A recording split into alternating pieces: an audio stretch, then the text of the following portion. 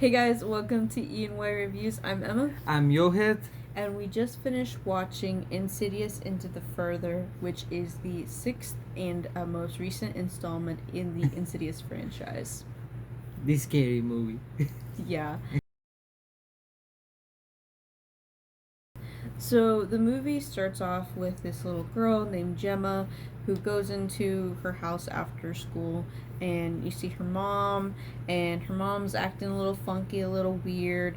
Gemma's trying to mind her own business in her bedroom, but some scary things are happening, and she experiences a traumatizing event involving her mom, and that's kind of how the story opens up.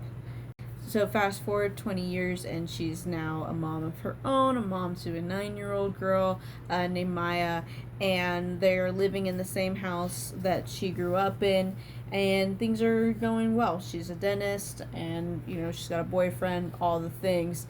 Well, as the story kind of evolves, some strange things happen, and she finds herself in the further, and a problem arises that now Sheenie has to fix, and the story kind of follows that. Going into this movie, I didn't really have expectations, but I was definitely curious how the story and honestly just kind of the the storyline of Insidious would continue. Having seen all the previous movies, they all seem to follow the trajectory of the main family in the first movie. I think to some extent, while it was cool to have that same set of characters to follow, at some point in time, it's not that you lose interest, but there's less new material, I guess, to build off of, because it's the same, like, entities haunting the family, so to speak. And so I like the fact that this is kind of starting fresh, starting on a new people, so new set of characters, new set of horrors, stuff like that. I will say there are definitely appearances of characters from the other movies that happen in here. So it is a nice surprise if you are familiar with the lore of Insidious to see those characters, but they don't play like such a pivotal role that if you hadn't seen them that it would really mean anything. But yeah, I think I don't really want to the movie, but there is an element to this movie that is very unique that was not explored in the other ones. Yeah. And I think that's really cool because I think it adds another level of just I guess another element of lore, right? Yeah. And I'm curious to see. I think I saw something earlier. He was showing me that, in terms of ratings, this is actually rated higher.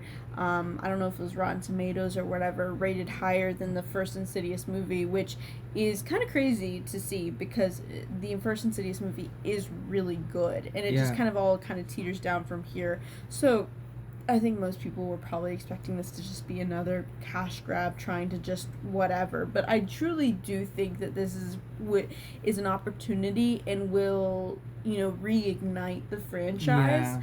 And it leaves you off on a little bit of a cliffhanger, so to speak, of potential for what the next story will be. And I would definitely tune in to what that next one is, considering how good this one was. Yeah. I mean, I totally agree with you. Oh, and actually, okay, we were talking about like the intensity of these scenes, the build up to the scary moments. Oh my goodness, I was barely watching. I was like watching through like my fingers, right? And there's a particular scene where she's kind of navigating what seems to be kind of like a hall or whatever. But he was kind of giving back rooms because she would like go around one corner, like she'd be coming up the corner, and you're thinking to yourself, oh my gosh, this is where the jump scare is gonna happen, and then she turns the corner and there's nothing there, but it's like she's still continuously going, Yeah. like maneuvering, and it felt like backrooms to me. Which backrooms, I don't think overall was super scary, but if you'd seen it, just that mere knowledge that you just don't know what's around the corner, and that in of itself is scary. And so Yeah. I think that they did that really well. Like there was probably like a 3 or 4 minute scene, Yeah. complete silence, and it's just you just hear her breathing with her flashlight going down this hall. Yeah. And there will be some scary images, but there's no sound with it. So you're just kind of like, you feel kind of frozen. You're just kind of like waiting for something to happen. And then it kind of all hits. Yeah. And you're like, oh my gosh. Like, so. Yeah. Let me tell you, Backrooms, at least the movie is a little bit bright. Like, all the stuff happens in a bright, like this yellow color light. But this movie, everything happens in dark, bro. It's so scary. I wouldn't say I don't have any negatives in this movie, because it's pretty much linear and short length movie, and most of the time it's scarier, and what else you expect in a horror movie. So I don't think I have any negatives. So what about you? No negatives on my end. Although, as an aside, the theater experience was crazy. Yeah. Like, we go in, and there's these, like, 10 people behind us, probably like teenagers. I don't know, maybe they're even younger. I don't know, because they sounded super mature.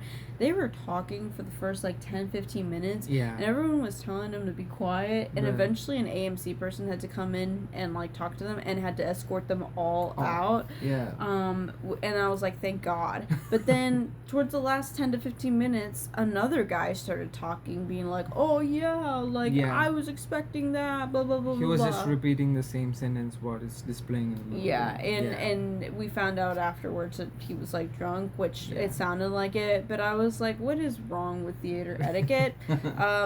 If you have experienced something like that, either in this movie or another movie recently, leave your story down below, because that has started to become something I see a lot, like on TikTok, people commenting on their experiences. Mm. And I'm normally not someone who like gets super annoyed at it or makes a comment or whatever, but I was really close to telling someone to shut up. So Emma, how much do you rate this movie? I would give it 4.5 out of 5. Yeah, 4.5 out of 5. It's solid. Yep, solid. Yeah, And would you recommend someone go to the theaters for this? 100%, especially Dolby Atmos. Yeah, no, I definitely recommend it too. Alright, so we've reached the end of our review. If you've made it this far, make sure to drop a red square in the comment section. Okay guys, so thank you for watching our review, and see you in the next video. Until then, please like, share and subscribe our channel. See you. Good night.